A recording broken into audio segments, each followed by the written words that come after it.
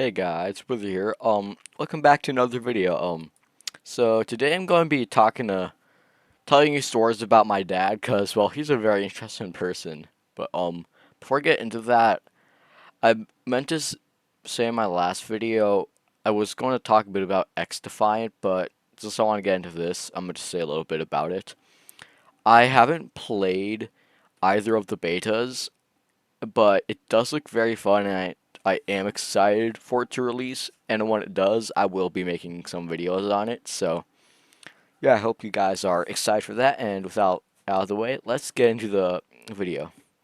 So my dad, he is I love him. He's a very nice guy, and he does have a very interesting past before I was born, and he had to be a dad and go to work. And I have some stories here to tell you guys about him. They are actually true stories. One of them I doubt you guys will believe, and honestly, I don't really care. It's just thought it's something cool I'd bring up about him. But yeah, one time so this story when he was like a teenager or something like that. I mean, I don't really know what age he was, but he was young, I know. So back in his day, it was a fashion trend. So you guys know those jean jackets? The trend was just those, but with holes in them, just like jeans, just regular jeans with holes. So those things would sell for like around $300, and back then, like I'm pretty sure $300 was very cheap. So nowadays, I know I suck at calculating, but maybe it'd be like kind of like Gucci amount of cash for clothing. I'm probably over exaggerating, but like maybe a couple $1,000. But what he and his friend would do is they'd go to every thrift store they could find, and well, they would just buy all of these jean jackets, but they wouldn't have holes in them.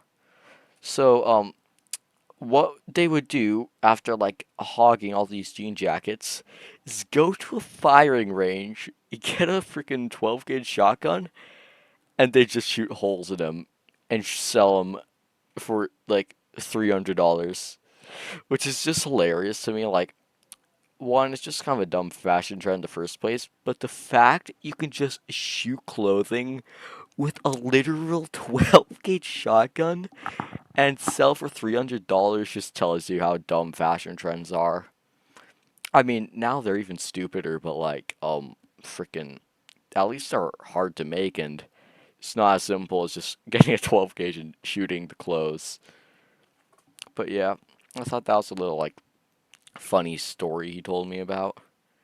And another one is actually about my his brother instead, my uncle, and he told me this one plenty of times, but I love the stories. So oh, one time, not at a zoo. They were at a freaking pet shop, and my uncle was like really loved to bug animals and isn't really the nicest guy. But so what he did was he was just picking on this monkey that was in a cage, like just bugging him, pissing this monkey off and just laughing at him. And then this monkey decides he has enough, and he has like these very expensive sunglasses. You can see where this is going, obviously. But he loved these sunglasses. I think he had them for like years, and um, so what the monkey did when he was finally pissed off, he snatched his glasses, and the fact that I mean, monkeys are pretty smart, but anyway, but like the fact that this animal knew what his prized possession was crazy. But what was even better, instead of him just like straight up wrecking him regularly, he decided to tease him back. So what he did, this monkey, just he just freaking looks at my uncle. Uncle's just freaking furious and slowly just snapping off piece by piece by piece until the frames were destroyed and the shades themselves were just also destroyed. And I'm not even kidding. My uncle, after that, he wanted to buy that monkey so bad, just so he could kill it. Like, just he was so mad, and he bought some new sunglasses any afterward, but he definitely had it coming for him. He got what he deserved, but I laugh every time I think about that story. It's so damn good, freaking amazing. And then there's also some interesting crashes he's gotten into. One of them was a bike crash. I think it was no, that was definitely a motorcycle if he did this, but he was like driving his motorcycle with his friend, and I don't remember what he hit, but he basically went the length. He hit something, he crashed, and he flew the length of like freaking four power poles, and he somehow wasn't bleeding. He just broke a ton of bones, broke his helmet, and he landed in a puddle like with his legs submerged. His friend went over there like as quick as he can, freaking face so pale because he thought his like friend just died. And then my dad, he's just sitting there in the puddle, just laughing at his expression because of how pale his face was, thinking that his friend just straight up died. And oh, his friend was pissed after that. He said he actually told me the story just today, but yeah, it's the reason he actually has like metal in his legs to keep him working, because he broke him very bad. Like there was no way he was recovering from that. So just straight up,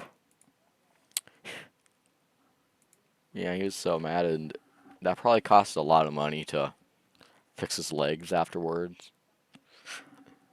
And this story is more of a like a unbelievable story. Like Don, well, what a I mean, no, never mind. It's a miracle. It is exactly what you think like a freaking miracle, unbelievable. And while you guys might think this is a made up story, honestly, I don't care if you do or not. I think this is pretty cool, but my dad's a cool guy, and he back long time ago he did 3D animation, and this was straight up before the first Toy Story movie was ever made.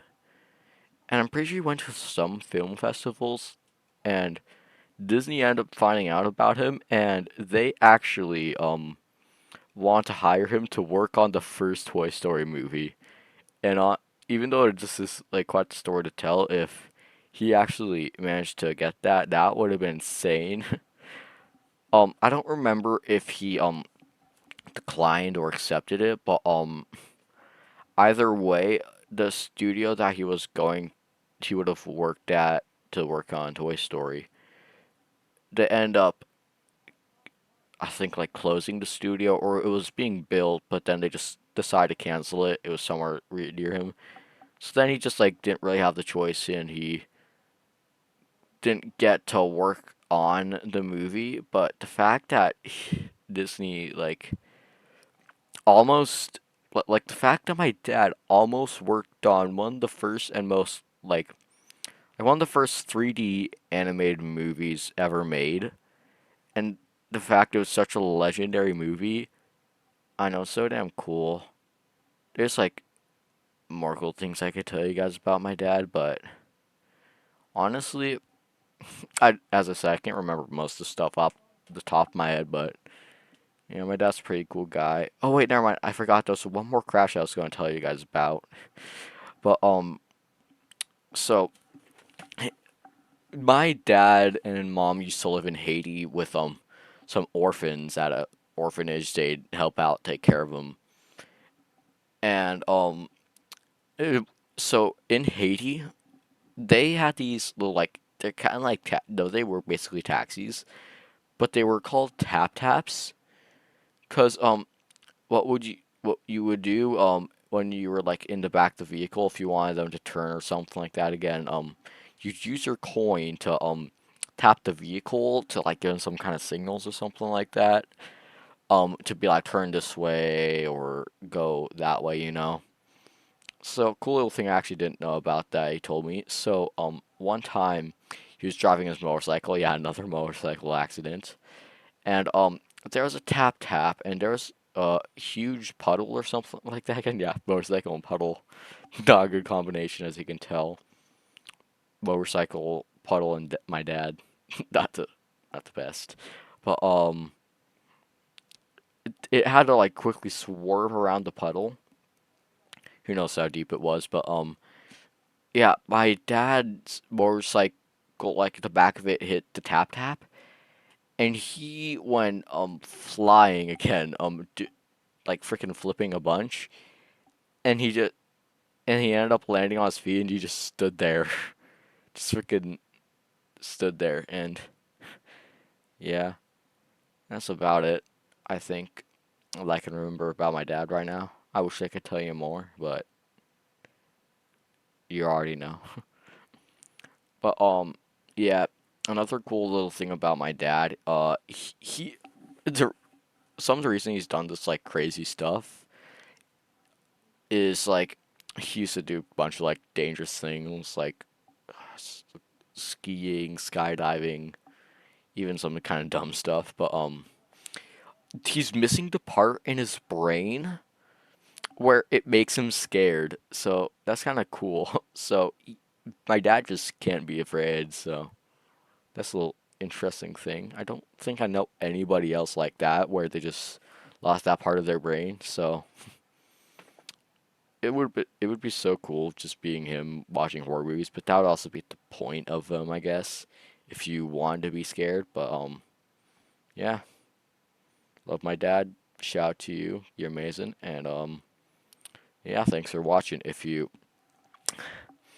did enjoy this video and do want to see more of my content, I would appreciate it if you liked and subscribed. And my Discord server will be down in the description if you want to like meet up with my friends, any other fans if they join. Currently, only one of my viewers has joined the Discord server. Shout out to you, Uncle Johnny. But if you want, talk to my friends. If any other viewers join, talk to them. And since I'm a small YouTuber, like maybe even I don't know, meet me. Maybe we could be friends and play games together. I feel like since I'm a small YouTuber, I want to take the advantage of that. Just make some friends and play with you guys. And speaking of that, I think I'm gonna live stream DMZ on Tuesday. If any of you tune in, if you wanted like join the Discord, maybe we can play together. I don't know. And yeah, that's about it.